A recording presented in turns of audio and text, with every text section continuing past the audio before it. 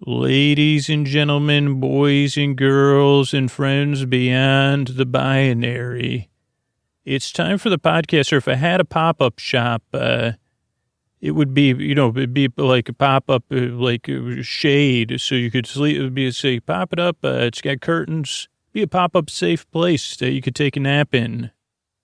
But I found it's way easier to do it's more effective to do the audio version. What am I talking about? How did I go off so far off topic? Well, it's time for Sleep With Me, the podcast that puts you to sleep. If you're a regular listener, really, if I could please have your attention for the next few minutes, and then when your hand hits the fridge tomorrow, go to sleepwithmepodcast.com/sponsors, because this is the ways we keep the show coming to you free twice a week. Thanks. Hey, everybody. I don't know if you checked out our new merch store. It says sleepwithmepodcast.com/store. But we just added an amazing art print to the shirts and the Bernie the Butterfly tote bag. So get over there, sleepwithmepodcast.com/store. Get some swag on. And, let me know where in the world you're wearing it and or carrying Bernie or putting your print up. Check it out, sleepwithmepodcast.com/store. Thanks. Hey, I was wondering if I could have your attention really quick before you fall asleep here. And just wondering, how often do you listen to Sleep With Me? Like, how many episodes do you listen to each week or even each night? Do you listen to multiple episodes each night? Because if you listen to Sleep With Me on a regular basis, like more than twice a week, I'd like you to consider paying for the podcast. And maybe you're new and that might be confusing. If you're new, don't worry about it too much. But if you're a regular listener, it still might be confusing. Paying for a free podcast. Well, it takes hundreds of hours every single month to put the show out and to make sure it's there on a regular basis for you so that you can listen when you need it, however many nights you need it. And if you join our Patreon at sleepwithmepodcast.com/patron, that's a direct way to validate that hard work and to say all the time that goes into making Sleep With Me has value. You could say, this has value to me. Because for me, sending you comfort in the deep, dark night, that's valuable to me. Knowing I can help you fall asleep, that has a deep, deep meaning to me. And that's what I've been doing this show for 5 years and putting my energy into this podcast. So if Sleep With Me is a regular contributor to a good night's sleep for you, to the quality of your life, to the quality of your days, I'd like you to consider like paying $5 or $10 or $20 a month for it, just like you would a magazine subscription or a streaming TV service or cable television.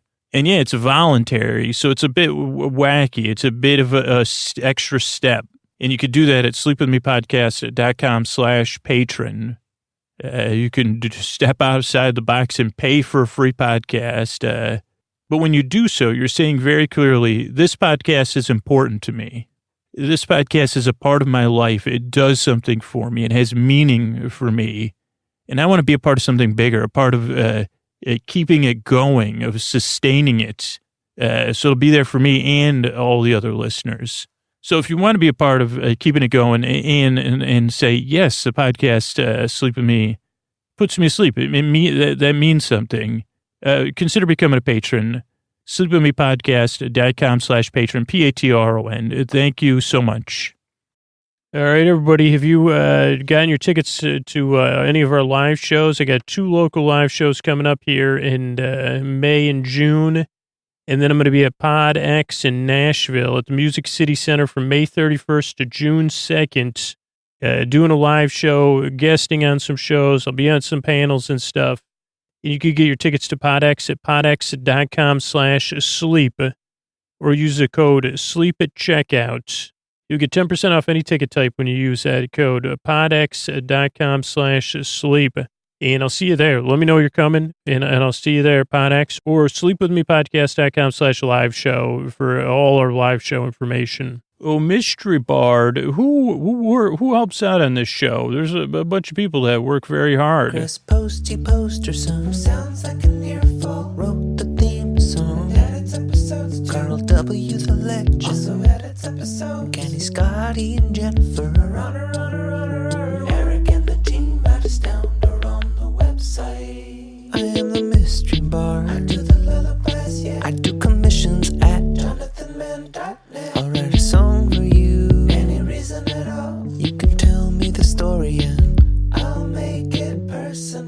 see the kindness shine straight on through when the listeners form their own Facebook group.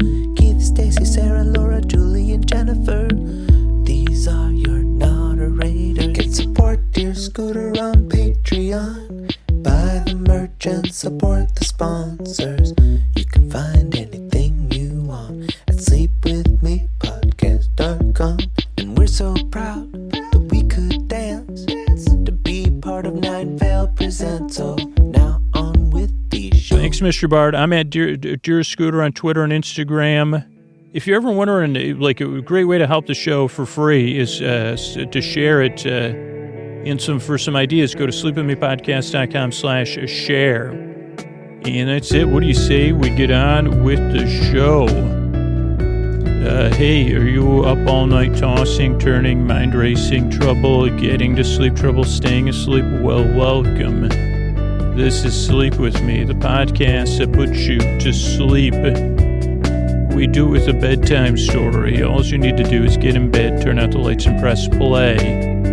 We'll do the rest. What I'm going to attempt to do is create a safe place where you could set aside whatever's keeping you awake. You know, if it's things you're thinking about from the past, present, or future, things on your mind, rumination type stuff. Hopefully not any runes that you're translating. No rune. This is the newest rule for the podcast: no runes in bed. Also, I'll try to decipher what that is. Hardy, that was an accidental pun too. You know what can go in your bed? Accidental puns.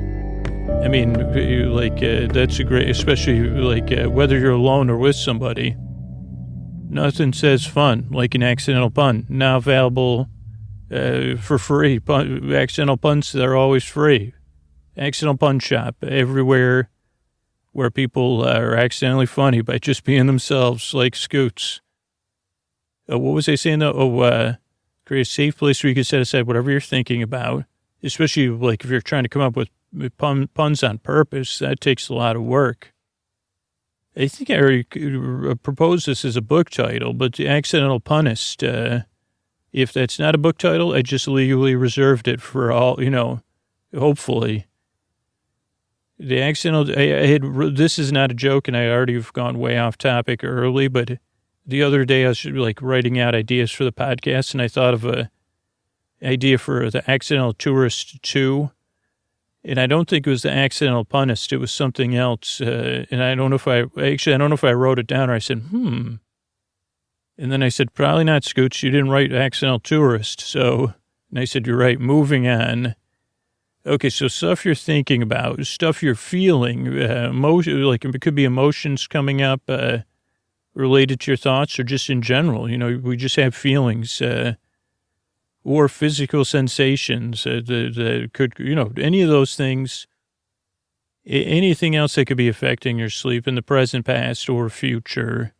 Whatever it is, I'd like to take your mind off of it. And what I'm going to do is I'm going to be here for over an hour. And if you need me, back-to-back episodes all night long. And I'm going to send my voice across the deep, dark night. I'm going to use lulling, soothing, creaky, dulcet tones, pointless meanders.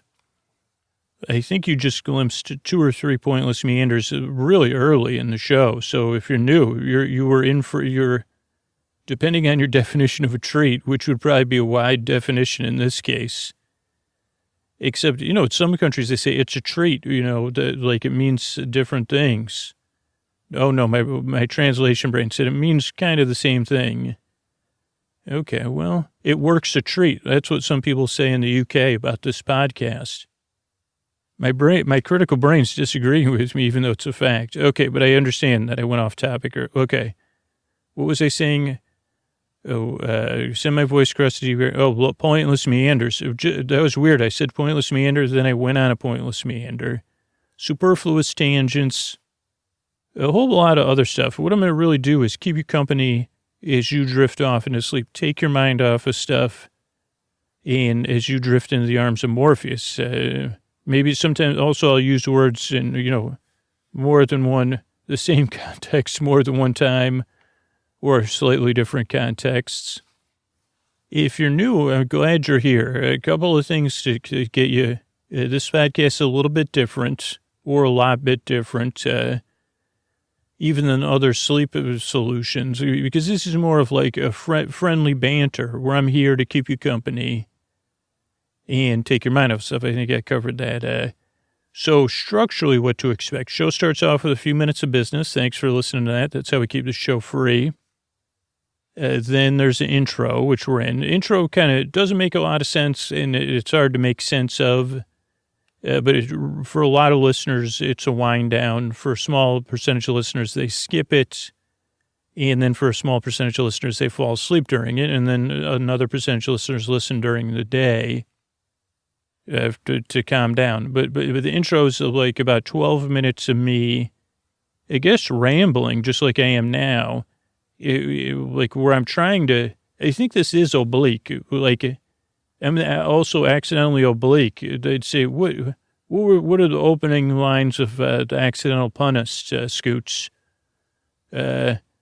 Something accidentally oblique. I don't have, those are two of the opening words, but not the most opening words. They're part of the opening sentence.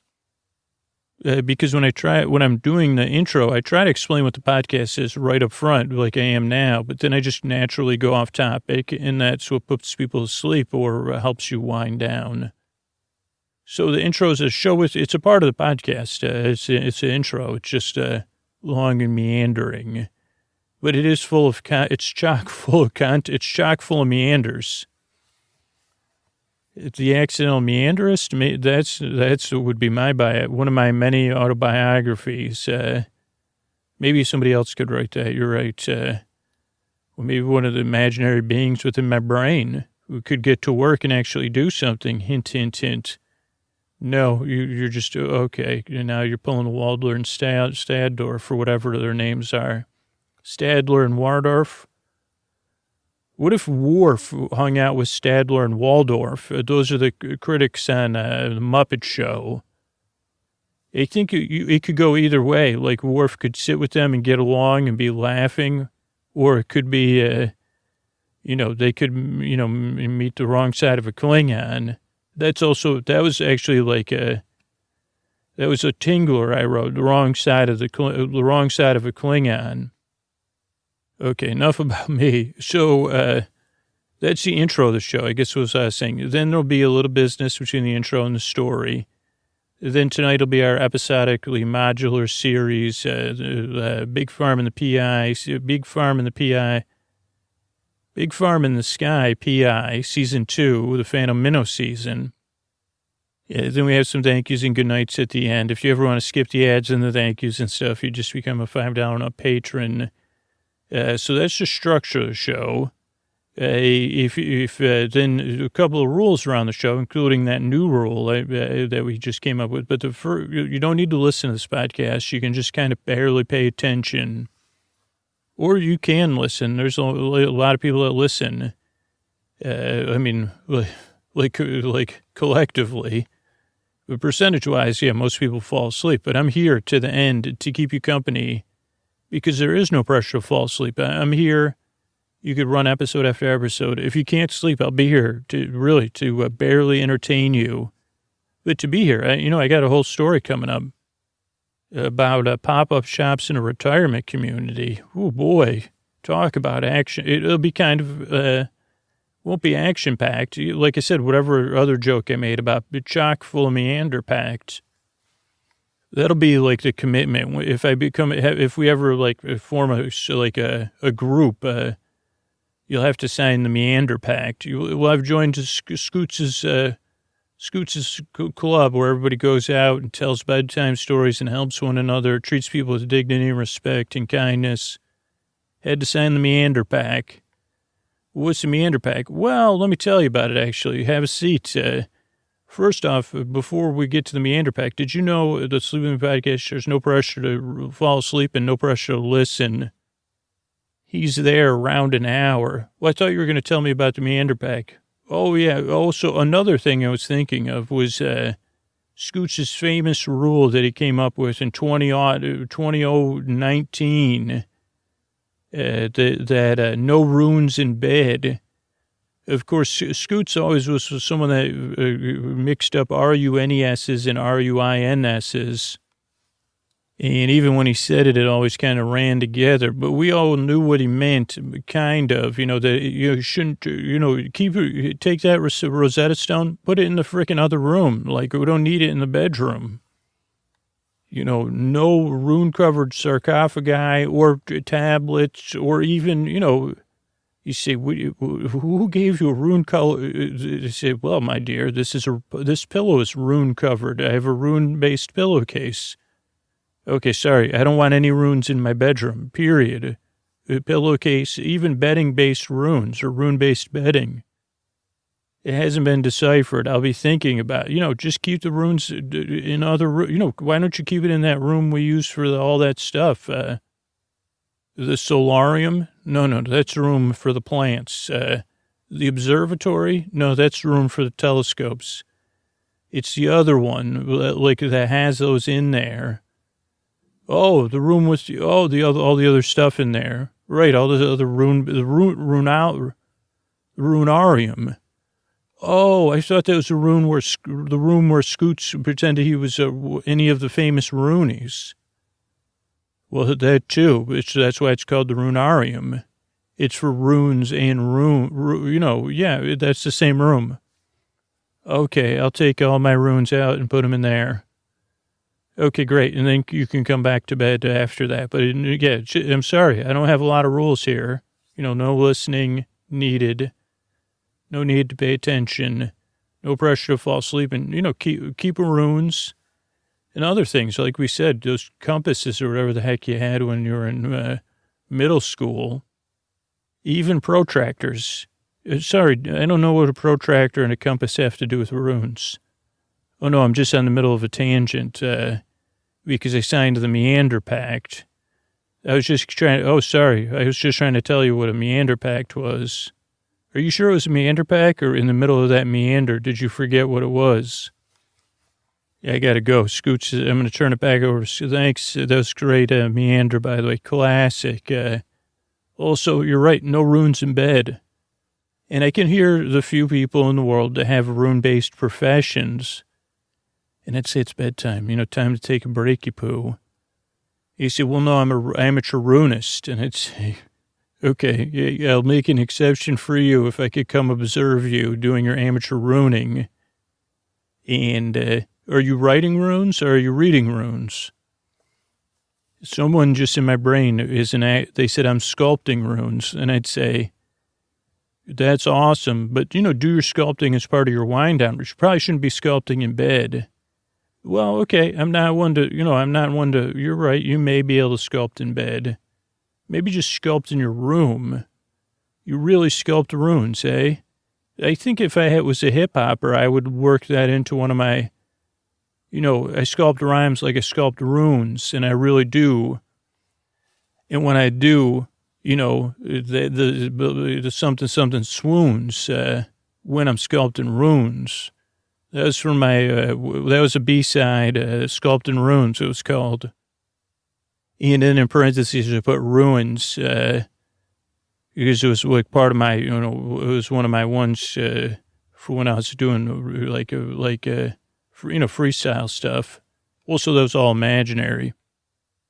Anyway, I got to get back to you here. So if you're new, this is a pretty good intro because this is what the rest of the show is going to be like, just more story-based, teetering on thousands of meanders. But really, it's a friendly show to take your mind off of stuff and to keep you company, either while you fall asleep or while you're in bed, if you can't sleep. I'm your boar friend, I'm your boar bae, I'm your boar cuz, I'm your boar sib.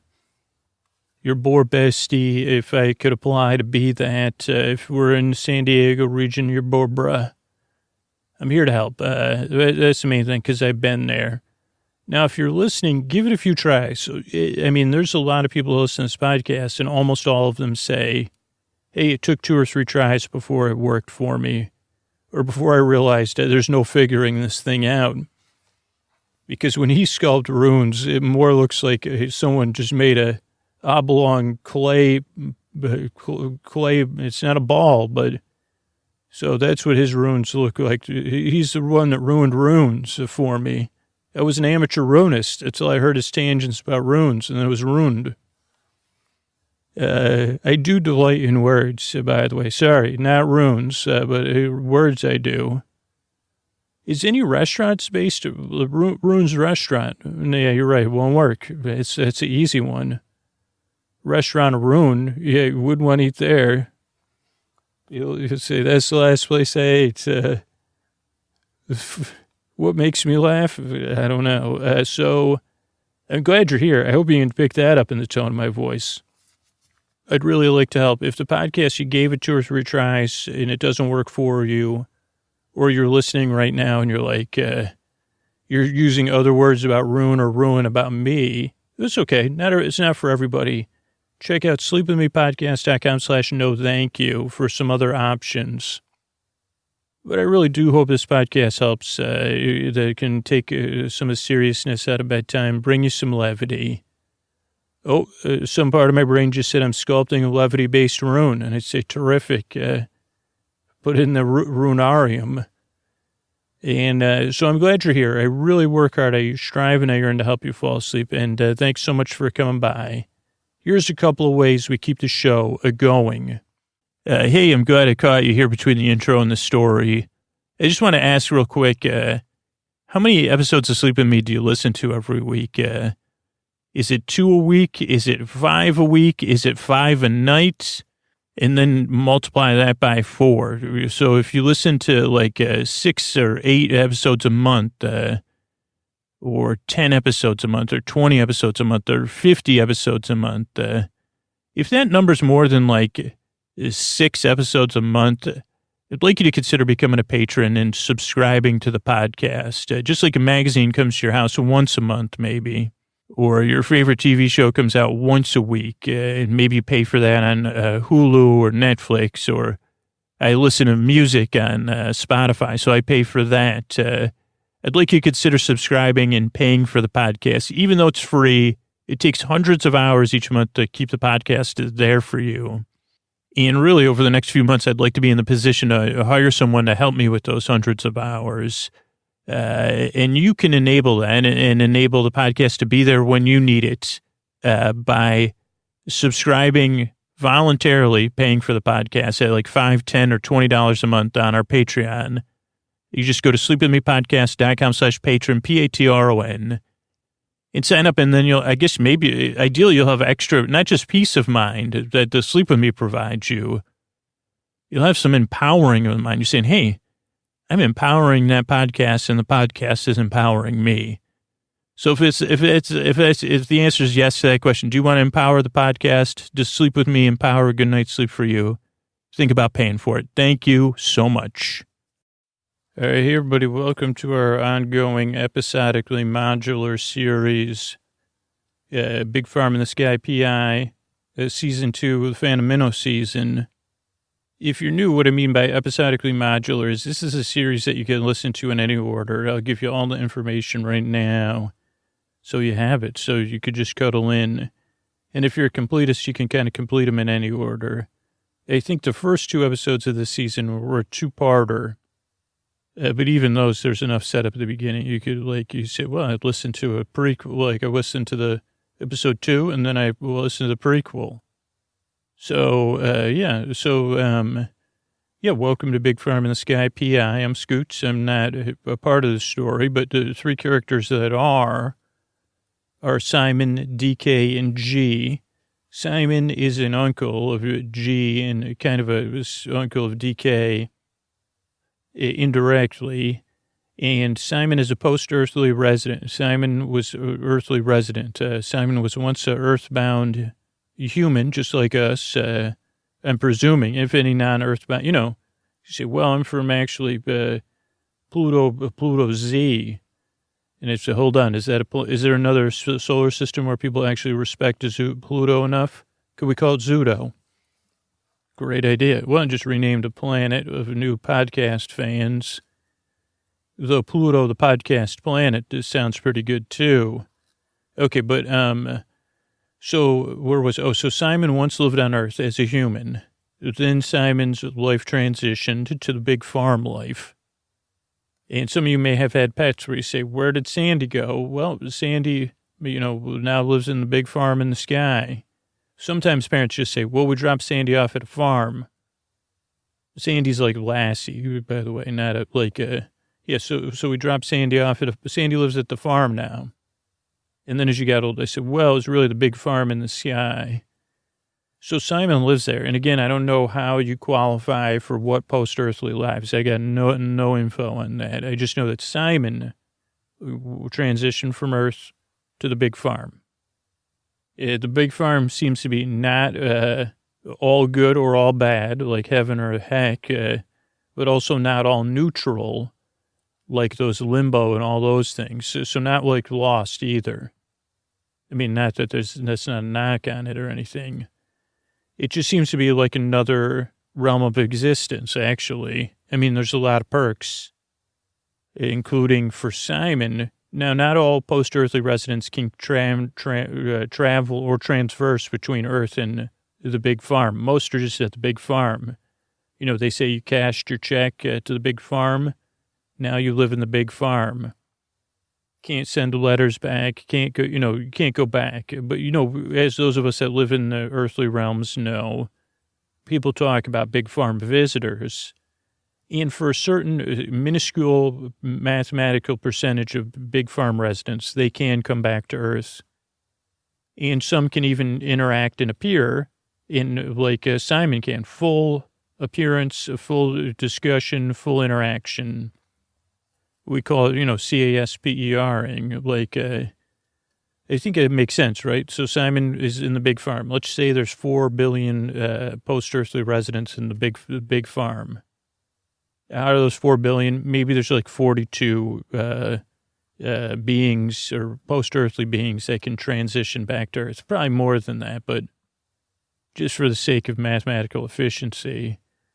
So it's a pretty low percentage. I don't know what it is. Maybe it's like 42 in 4 billion or whatever number I said. So, Simon, it's pretty rare. That's what otherwise you'd say, well, I see post-earthly residents all the time. Mostly say, I heard, I think. Now, G and DK, they are earthly residents. They're tweens. They're best friends. They know and interact and love Uncle Simon.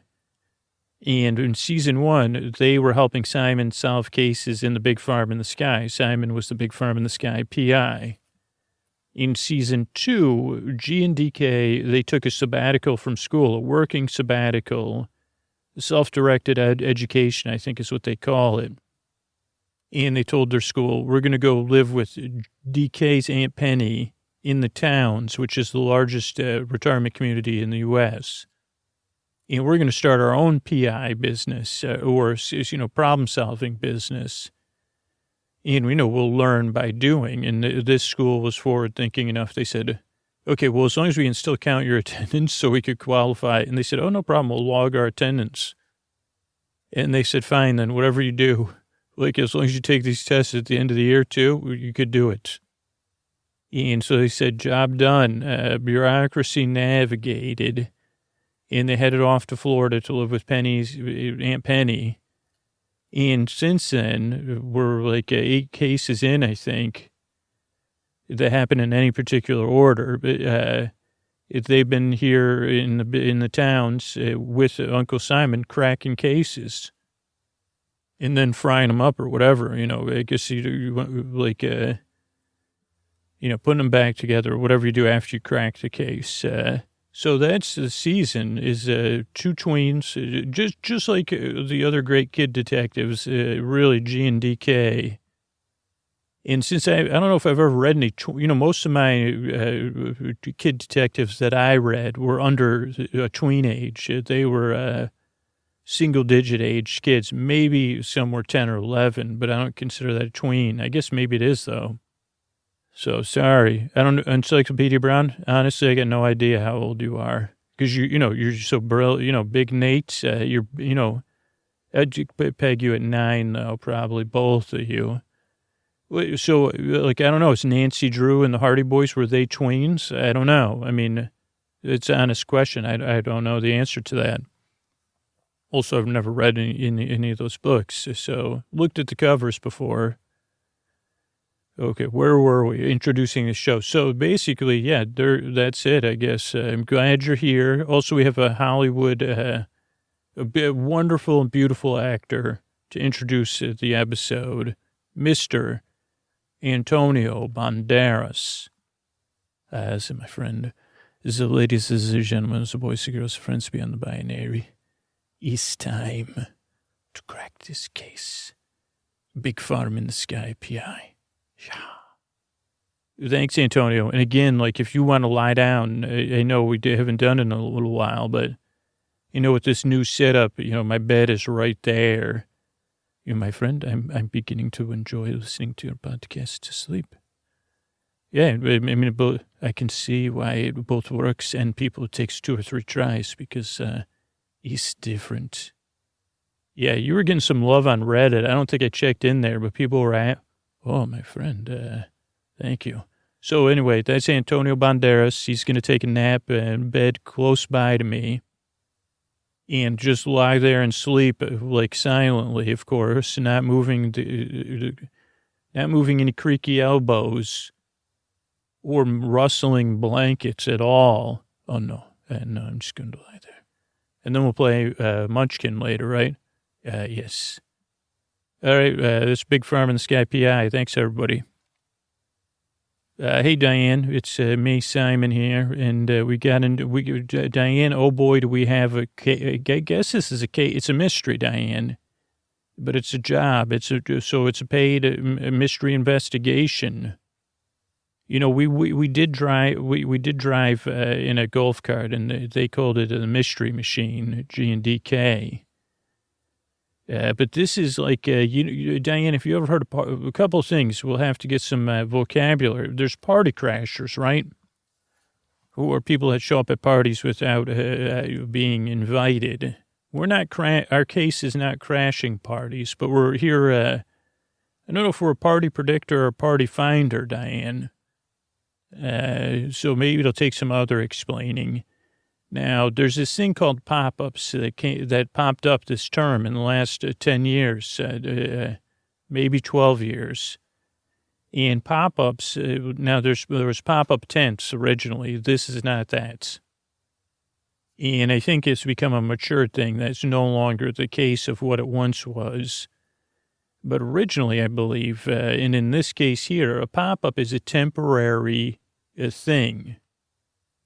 Like, originally it would be a pop-up restaurant or a pop-up shop. I think now they're used a little bit more for idea testing, where back when they first were, it was more of experiment testing or just having fun.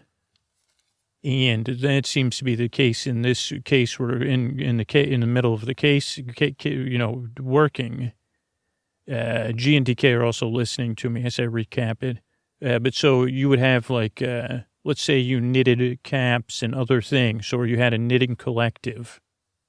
And especially if you live in a city, Diane, it works best. You say, oh, that building's been vacant for a while. Let me see who owns it or leases it. Let me see if especially over the holidays, maybe, oh, it's still vacant. Let me see if I could lease that for 4 weekends leading up to the holidays. And we could pop up there and make it sell our wares and, pay the people that own the building or lease the building would have a little bit of income, but you would negotiate something reasonable because you're not a long-term tenant and, the building is vacant, and then you don't have to do, now the newer ones, they're really well designed and stuff, but, you could do DIY. So, there's the Top Chef, I realized, G&DK, I sometimes watch that with them. They do that with restaurant, WARS's.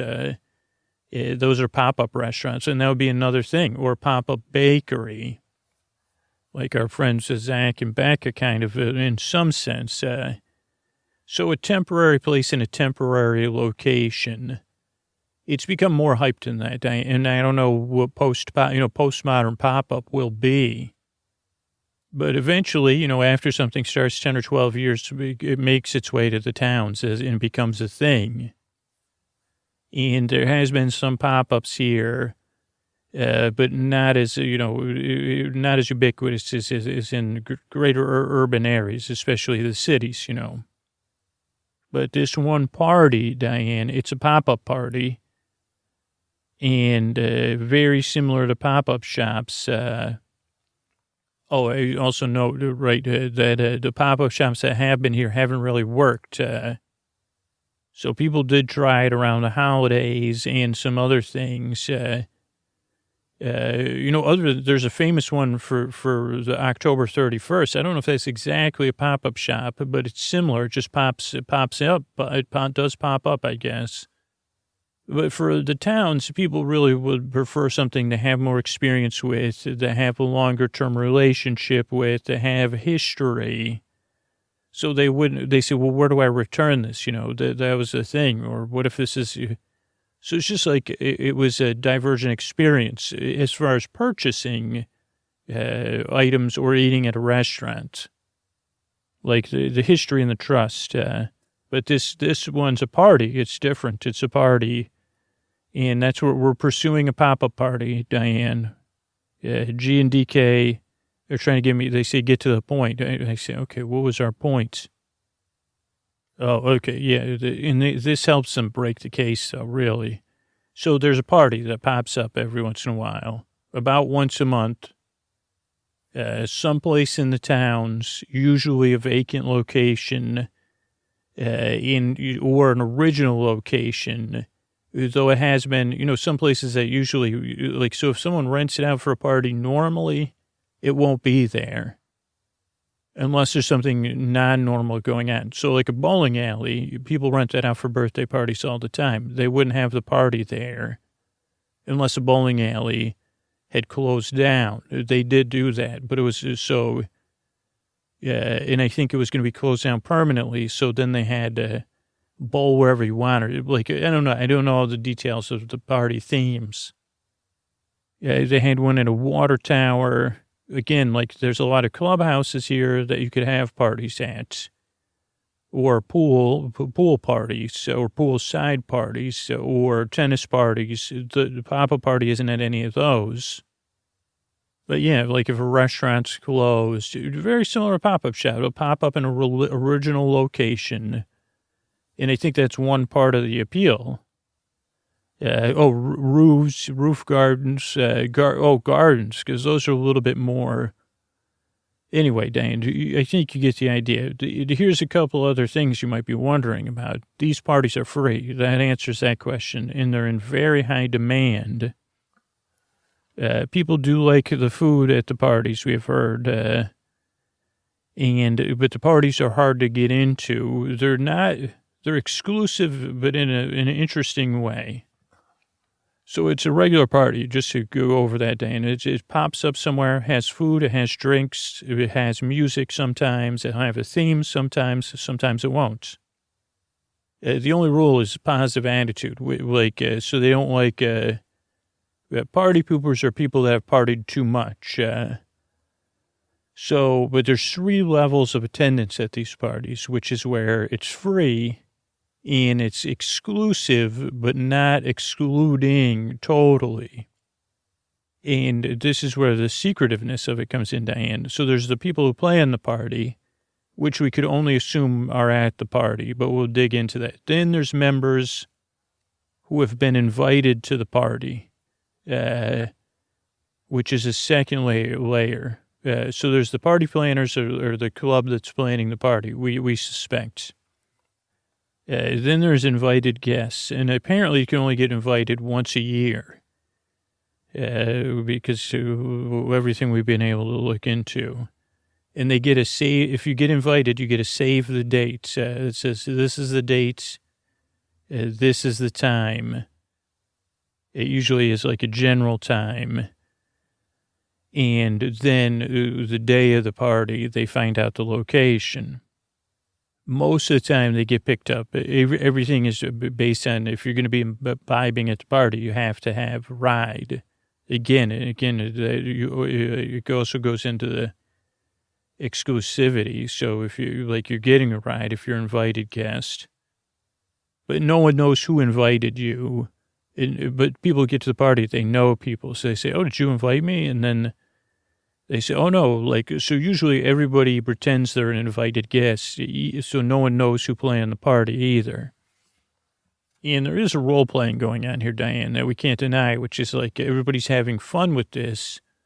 So it is, and there's no stakes in some sense. So it's hard to tell who's telling the truth of being an invited guest or being a party planner.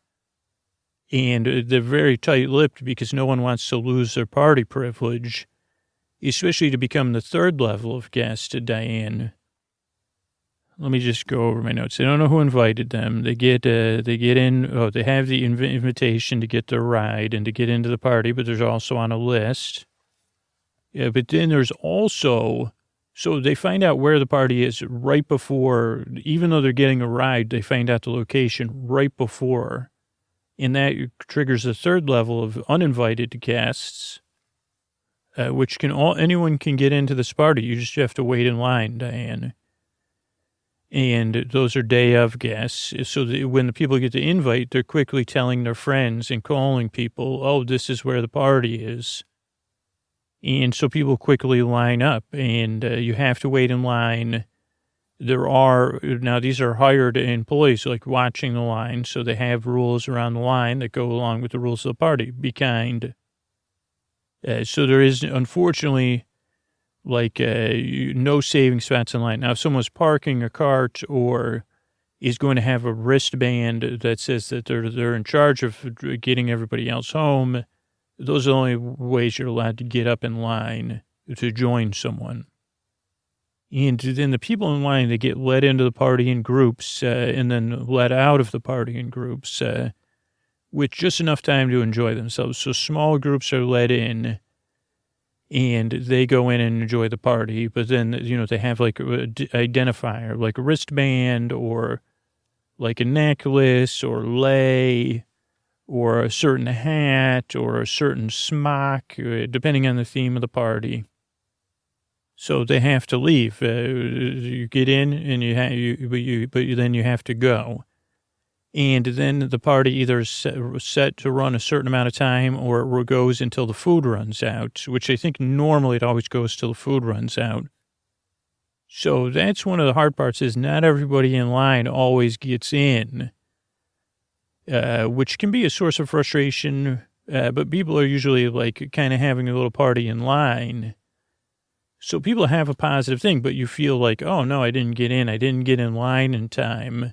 So the spots in line are very sought after, as well as finding out this, whatever it is, daisy chain of where and when the party is. So it is, but it's all layers of fun because, once the dates are out, everybody's waiting that wants to go to the party or trying to stay connected. So it's really more of a fun thing. And of course it's sought after. No one knows how to get invited. So if you get invited, that's like a kind of status thing. Yeah, but you're also like, for that party, you have kind of privileged information. So it's just like a fun thing to do. Very, even though this is a retirement community, it's very like school age fun, I would say. But we've been hired for the first time, and this makes sense for a client to either get them an invitation, which I'd say you got a better chance of getting a golden ticket into Willy Wonka's place, or getting a little bit of advance information for when the next parties are. And again, I think we were hired in a fun sense because they said, okay, well, we'll try. Yeah, so how's that sound, G and DK? Okay, so where will we start with? So we're just cracking the case here. Okay, go ahead, DK. Who, what, where, when, why? And then do interviews. Okay, so what are our who questions, G? Okay, who has the party? Who gets the invite? Who knows and plans things? Who other people involved? Okay. Okay, what about the what? What do you got? Okay, what is the party? What is the purpose of the party? What is it just? Is it just a party? That's a good question. Or is it something more? Okay, I'm going to underline that. Who, what, where? Okay, where have the parties been? Are there any patterns? That's a good question.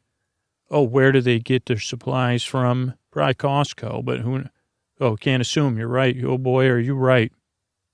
Okay, those are good questions. When?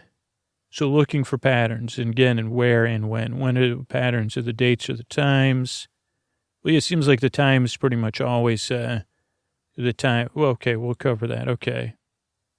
You're right. I kind of want to do seems. Okay, why? Okay, why other than the obvious why? Fun and... Okay, but why not just like invite only or line only or just have a party, right? Those are good whys. Yeah, why not just a private party? Okay, let's start interviewing people. Okay. Oh, hey, Diane, we're back. So we interviewed a bunch of people, and we've been stretching this case out, Diane. So that, we've been working on other things too, because we don't know much. The interviews did not help. Again, it's like a lot of conflicting information. It's hard to tell. Everybody is happy to talk about it. But it's, when someone's telling you a mistruth out of joy and fun, it's really hard to nail down it's confusing. So we don't have a lot of useful information. What we don't know, right? You're right. Thank you, thank you, G and DK. We don't know who runs the party. We don't even know if it's a club or not. We don't have a very clear mission of the party. Okay, we do know that the party has a lot of cheese and crackers, so those are like some of the primary foods. There are cheese and meat alternatives there, so it is an open party, and not, meats a lot of dietary things, but it does tend to be more snack foods. We know the music and the drinks are good, but nothing, everything is good. But most people, it is like more driven by the experience than its top shelf or anything. And again, people are excited to be there. They do stress this positive attitude. There is this like role play going into it.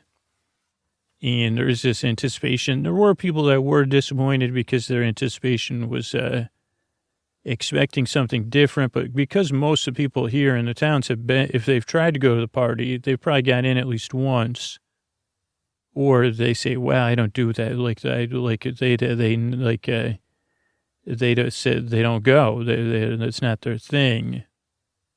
Okay, where, we kind of covered the where, it's temporary spaces, unique, not places you'd normally rent. All this stuff I kind of talked about. They use a trolley system. Also, they have, instead of, Lyft here, they have Tuber for, the town's version of that, which is, because it's a private company that owns this whole thing. And, they like to make their, markups and everything. But you could get a Tuber in a golf cart or a car. So it's like a Lyft. Oh, the other unique thing about this Tuber, this was the first time we were experiencing it. So they have the trolley system, which is part of the Tuber trolley. It used to just be the trolley system. That's one way. It's kind of like a bus. Yeah, but you could privately rent them or, Tuber it now.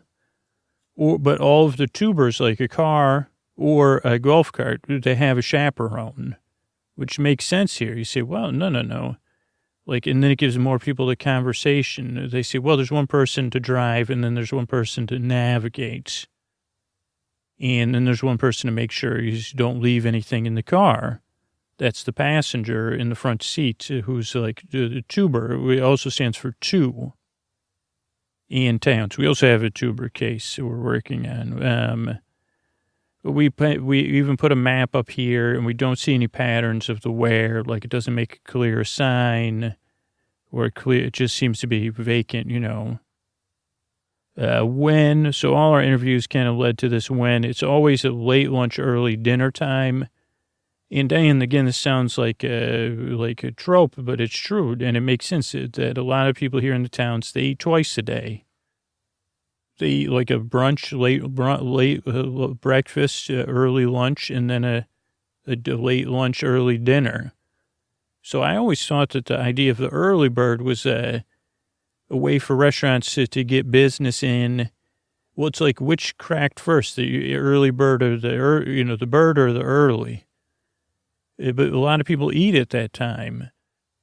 So I don't know if demand drives the early bird dinners or early bird dinners drive people eating between like 2 and 5 p.m. for, maybe they have a snack later. But that's when the party is, which also makes sense. So like, I think it would be great to go to a party and it's over by 4. Then you could say, well, maybe even earlier. Then you take 3 o'clock, you go home, take a nap, and then you can have an evening, or just go home and then unwind for another hour and go to bed at 6 or 7 o'clock. So usually it starts like people start, the invites generally, people start to realize things around 2 p.m. is the hot time of day. But that doesn't really help us at all. Okay, the how, it's really well planned, Diane. And it's not super expensive, as we said. But the food is kind of the key, one of the key pieces. I don't know, G&DK, like they have just like the original pop-up shops. They clearly make it, because what are they spending money on? That's what we're trying to do with the how. So the drinks are generally not high-end. The food is generally... We don't know what the food is. We just have these general, cheese, some little meat, these. Oh, so good. Oh, this spread, as people would say. Okay, so also the how of getting an invite, we don't know that. We just don't know. And we kind of went through what happens when you get the invite. The why is like this is a bit of a paradox. It's fun. But the biggest paradox is the whole why and how of the semi-exclusivity. I mean, we wrote down some ideas: crowd control, affordability for the food. Those are the only when we've tried to get down, other than fun, like why is it limited in this way? So we're stuck unless one of us gets an invite. This could be a long-term case, but it's a no-pressure case. We're waiting for when the next party is, and we're just going to work other cases. We have a healthy outlook on it now. Like, we don't have to solve one case at a time. We're working other cases. Wait, what's that? It just gave you to an idea. What's the idea? To catch a party planner. Thanks, G. Plan a party, to catch a pop-up party planner, plan a pop-up party. Oh, wow. But we could do that over the long term. So, Diane, I guess we got our next move. So I'll be back when I find out more. Okay. Hey, Diane, it's me. So a little time has gone by since I last checked in with you. But we've been working this case, and we've been trying to learn how to have pop-up parties, which has kind of been fun. I mean, more for G&DK, and I think it's helping G&DK, like in this self-derived education system. So the pop-up party planning business is not easy. It's a tough business to be in, especially since it's not a business. So we started small with just like parties at Aunt Penny's house. Those weren't really pop-up parties. They were just parties, and then we had they had a cookie party. They had a pizza party, like make your own pizza party. They had to bring your own dessert party. And they were just, I don't know, G&DK were just kind of watching things and kind of making note of everything that went into it. And then they said, this is a lot of work. And they said, so they said, maybe that's part of it. It's like this, it generates its own interest. But again, it doesn't, to what purpose other than fun? We also did, what was really fun was like pop up on the golf course refreshment parties, where we would just show up on one of the holes of the many golf courses. The town has like 45 golf courses, 9, all kinds. I don't know if I told you that, Diane. None of us golf though. But this was fun for the most part. Some people are grouches, but we would pop up on a hole. Got permission. Aunt Penny took care of that because we said it was like they have refreshment. But anyway, we pop up with lemonade, refreshments. We tried, this thing's called water ice or snow cones. That's what it is, Diane. And we gave those to golfers. Then over time, we moved on to pop-up dance parties. Those didn't really hit. We worked with a magician. We did a pop-up magic show, pop-up book readings, pop-up book loans, and none of it really took off. None of us, like other than the people we invited that we knew, or the people that said, "What are you doing?" Yeah, we couldn't get the word of mouth thing. Then we said, well, what about the food? Let's go back to our first thing. We quickly realized that between the two of them, Aunt Penny and me, which I'm not very useful in some of this stuff, the food's not sustainable. We don't have a food budget. A thing like lemonade or even the snow cones is something we could make work. But to have these parties, even not in a big party, other than it's either time or money investment, Diane. So any attention we got wasn't sustainable, because you say, well, the cheese is gone now. The party's over. So we tried to go back to the drawing board.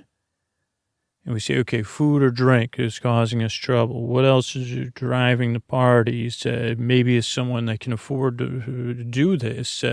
Maybe they're pooling their money.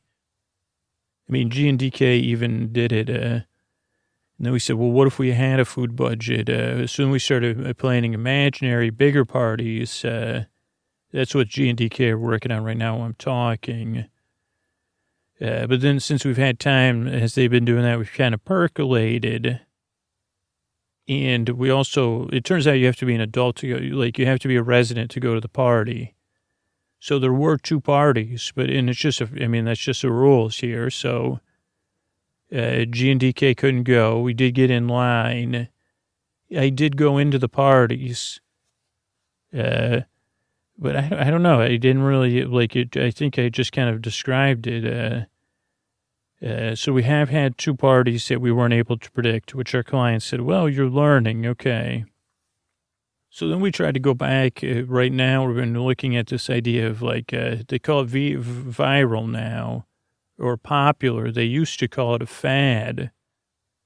So right now I said, what about, what if we have wait a second. What if we have fad parties, G&DK? Okay, what's a fad? It's the same thing. Okay, so fads from my time, Fisher Price, Little People, that was a toy, Magic 8-Ball, Slinky, Matchbox Cars. You've heard of some of those. Okay.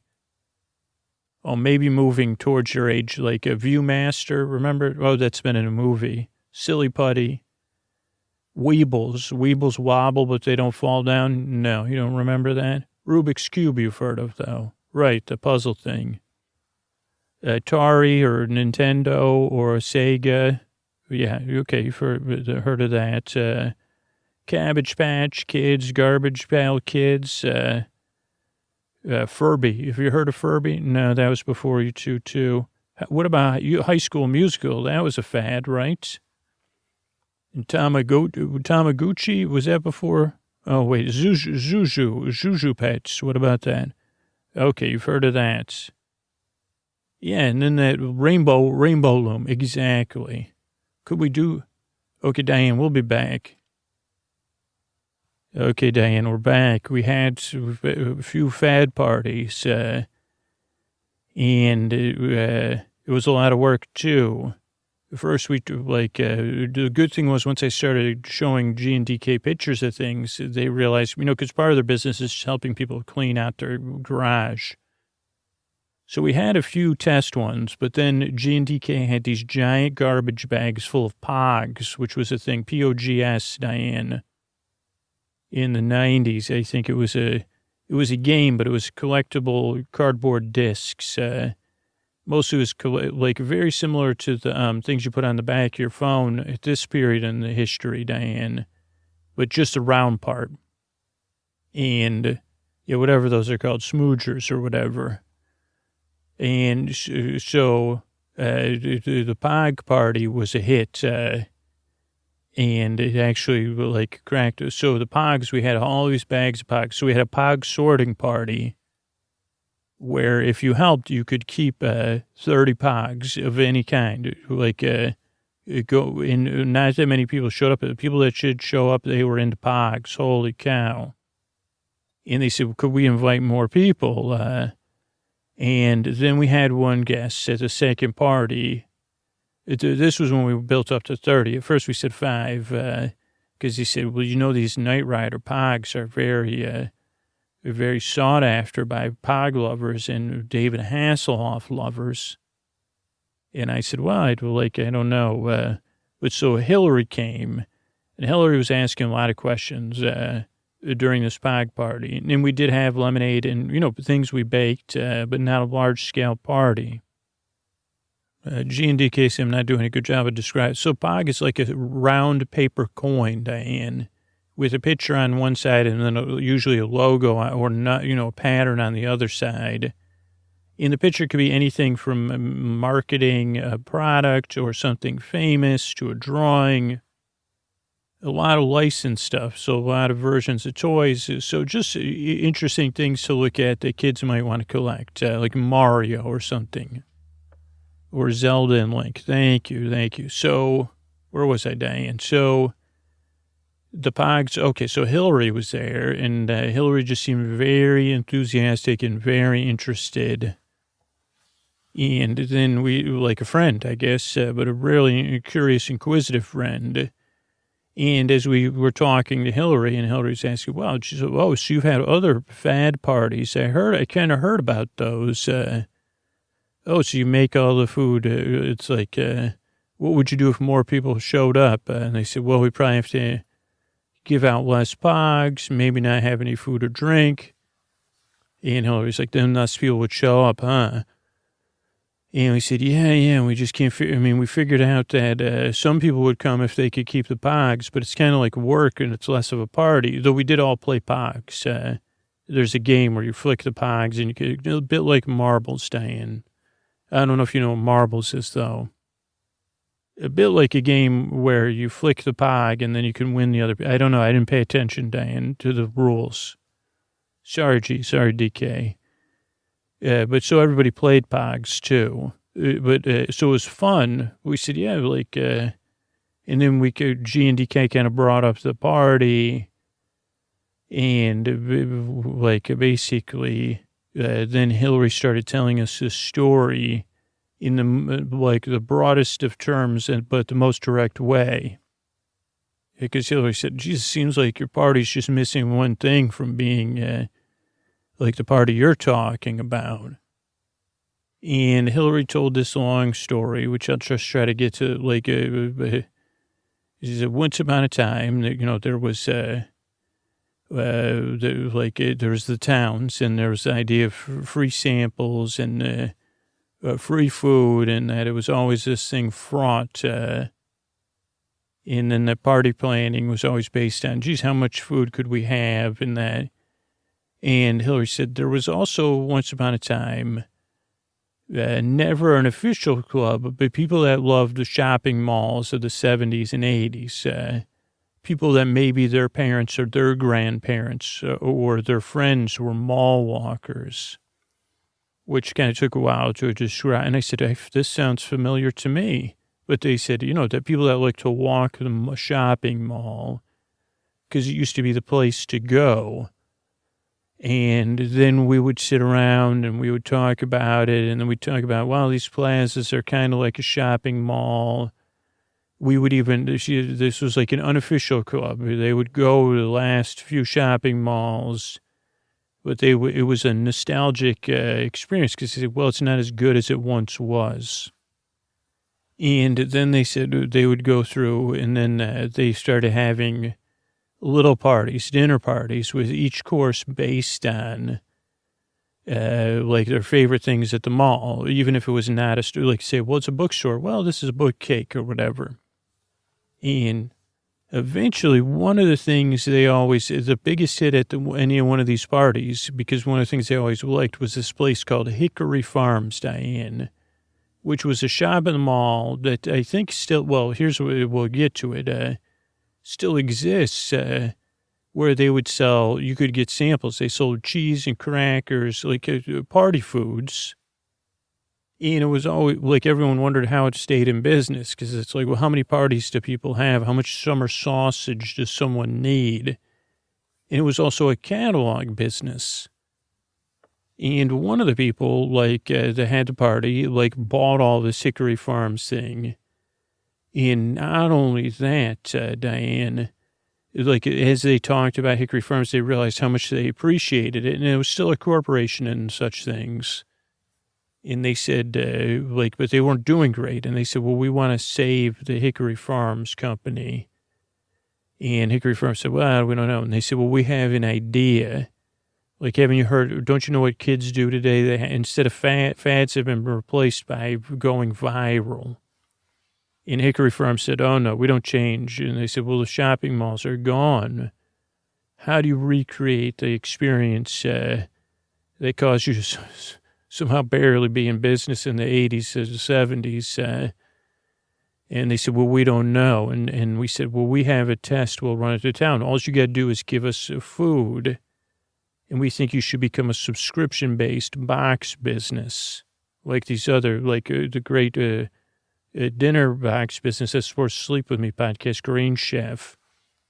But they said, there's meat, but, there's all sorts of box businesses now. And you pay a certain amount, and then you get a box every month. They said, we're going to take that box-based business, we're going to mix it with, like a party, like a Tupperware party, like a hubba party, that people have nowadays. And we'll have these parties, the Hickory Hangout parties. We'll call ourselves the Hickory Hangout. And at the end of the party, we'll invite guests and we'll have free guests that are the ones we're teasing into it. But you'll have an opportunity to become a subscriber to the Hickory Farms monthly box service. And then you'll get it every month. And the company said, we're not interested. So basically this group, Hillary said, once upon a time in an imaginary land, because, I'm just using this company as an example. It's not actually the company we did it with.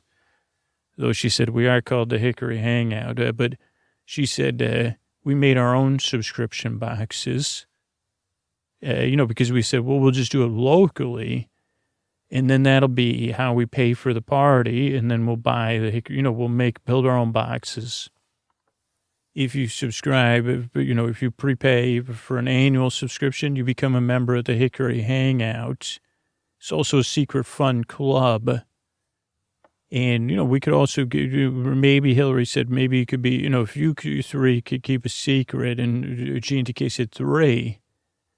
And Hillary said, well, Aunt Penny's listening in the other room. And they said, oh, well, no, she sleeps with her eyes open sometimes. And they said, Hillary said, great, well, us too. She said, I can't invite you to a party, but maybe we could have our own little Hickory Hangout party. But yeah, and so G&TK said, wait a second. So this was like a faux viral marketing party based in a bath of nostalgia. And Hillary said, possibly once upon a time it was. And G&TK said, well, you just got to roll with it, I guess. And they said, well, could we just get an invite for our, basically, and Hillary said, done. For these Hasselhoff pogs, it'll be worth it. Also, we'll have a Hickory Hangout pog party for sure. And I think they're going to. But that case actually was more thawed than cracked, Diane. But Diane, if you ever need to catch a party planner, plan a party pop-up, that, Diane. All right, thanks and good night. I want to thank everybody who became a patron recently. Isaac, Angela, and Adam, thanks, and good night. Maeve, Jared, and Michael, thank you, thanks, and good night. Elizabeth, Sarah, and Aaron, thank you, thanks, and good night. Lynette, Alexander, and Josh, thanks, and good night. Adam, Crystal, and Tim, thank you, thanks, and good night. Mark, Susan, and Ashley, thank you, thanks, and good night. Jeff, Ann, and Bo, thank you, thanks, and good night. Marie, Margaret, and Rose, thank you, thanks, and good night. Amy, Tay, and Robert, thanks, and good night. Barbara, Janet, and Christopher, thank you, thanks, and good night. Sarah, Ashley, and Catherine, thanks, and good night. Laura, Ida, and Stephanie, thank you, thanks, and good night. Jenna, Sherry, and Stacy, thanks, and good night. David, Beck, and Jarre, thanks, and good night. Shannon, Tasman, and Mackenzie, thanks, and good night. Kirsten, Jeff, and Ziggy, thanks, and good night. Jillian, Jennifer, and Stuart, thank you, thanks, and good night. Terry, Timothy, and Bryson, thank you, thanks, and good night. Carrie, Leah, and Cecil, thanks, and good night. Courtney, Colleen, and Valerie, thank you, thanks, and good night. Brian, Food Heroes, and Ingrid, thanks, and good night. Ian, Christy, and Nick, thanks, and good night. Leah, Elle, and Jane, thank you, thanks, and good night. Ian, Tom, and Allie, thank you, thanks, and good night. Ellen, Ben, and Laura, thanks, and good night. Jim, Scott, and David, thank you, thanks, and good night. Michael, Tamika, and Lauren, thanks, and good night. Catherine, Joshua, and Avi, thanks, and good night. Wendy, Lauren, Susan, thanks, and good night. Emma, Neela, and JCW, thanks, and good night. Alan, Robin, and Deborah, thanks, and good night. Greg, Marie, and Julian, thanks, and good night. Vanessa, Austin, Sam, and Lynn, thank you, thanks, and good night. Thanks everybody that supports the show. Sleep With Me literally exists from listeners supporting the show on Patreon at sleepwithmepodcast.com/patron. And those who support our sponsors over at sleepwithmepodcast.com/sponsors. We grow the show by everybody that shares the podcast over at sleepwithmepodcast.com/share. Just word of mouth, just natural word of mouth. We're a proud member of Night Vale Presents. You can find out all of their amazing shows they do at nightvalepresents.com, including Puffed in the Pillows by My Own Podcast by Chuck Tingle. Also goes by another name, and it's a podcast I had the pleasure of being a narrator of. It's definitely an adults-only show, but if you know who Chuck is, if you believe in love, and if you like kind of, I don't know, like what do you call it? Joyful erotic fiction, I guess would be how I describe it. Which just joyful and like joyfully. It's not unexpectedly joyful, but it's joyful and unexpected erotic fiction. It's not unexpectedly erotic. It's always, but anyway, puffed in the pound by My Own Podcast.